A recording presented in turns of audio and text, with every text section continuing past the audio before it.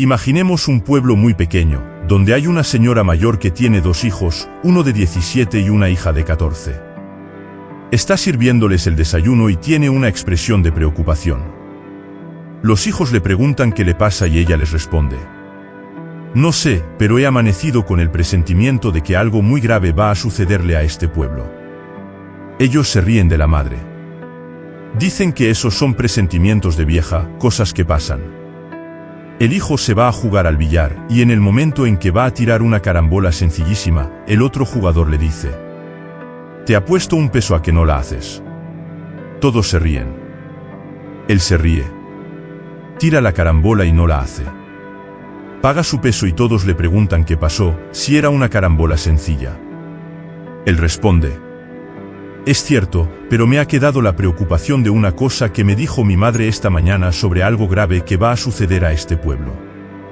Todos se ríen de él, y el que se ha ganado su peso regresa a su casa, donde está con su mamá o una nieta o en fin, cualquier pariente.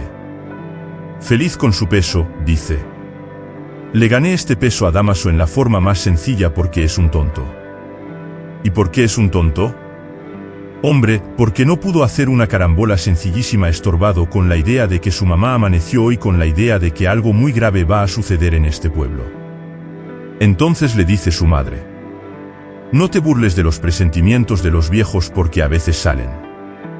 La pariente lo oye y va a comprar carne.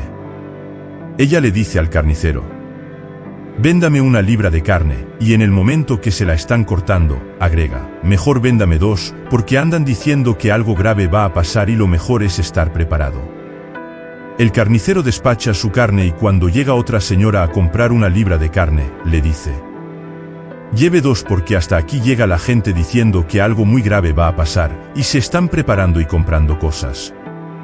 Entonces la vieja responde: tengo varios hijos, mire, mejor deme 4 libras. Se lleva las 4 libras, y para no hacer largo el cuento, diré que el carnicero en media hora agota la carne, mata otra vaca, se vende toda y se va esparciendo el rumor. Llega el momento en que todo el mundo, en el pueblo, está esperando que pase algo.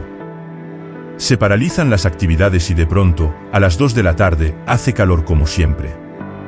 Alguien dice: ¿se ha dado cuenta del calor que está haciendo? Pero si en este pueblo siempre ha hecho calor. Tanto calor que es pueblo donde los músicos tenían instrumentos remendados con brea y tocaban siempre a la sombra porque si tocaban al sol se les caían a pedazos. Sin embargo, dice uno, a esta hora nunca ha hecho tanto calor. Pero a las 2 de la tarde es cuando hay más calor. Sí, pero no tanto calor como ahora. Al pueblo desierto, a la plaza desierta, baja de pronto un pajarito y se corre la voz. Hay un pajarito en la plaza. Y viene todo el mundo, espantado, a ver el pajarito. Pero señores, siempre ha habido pajaritos que bajan. Sí, pero nunca a esta hora. Llega un momento de tal tensión para los habitantes del pueblo, que todos están desesperados por irse y no tienen el valor de hacerlo. Yo sí soy muy macho, grita uno. Yo me voy. Agarra sus muebles, sus hijos, sus animales, los mete en una carreta y atraviesa la calle central donde está el pobre pueblo viéndolo. Hasta el momento en que dicen: si este se atreve, pues nosotros también nos vamos. Y empiezan a desmantelar literalmente el pueblo. Se llevan las cosas, los animales, todo. Y uno de los últimos que abandona el pueblo, dice: que no venga la desgracia a caer sobre lo que queda de nuestra casa. Y entonces la incendia y otros incendian también sus casas. Huyen en un tremendo y verdadero pánico, como en un éxodo de guerra, y en medio de ellos va la señora que tuvo el presagio, clamando: yo dije que algo muy grave iba a pasar, y me dijeron que estaba loca.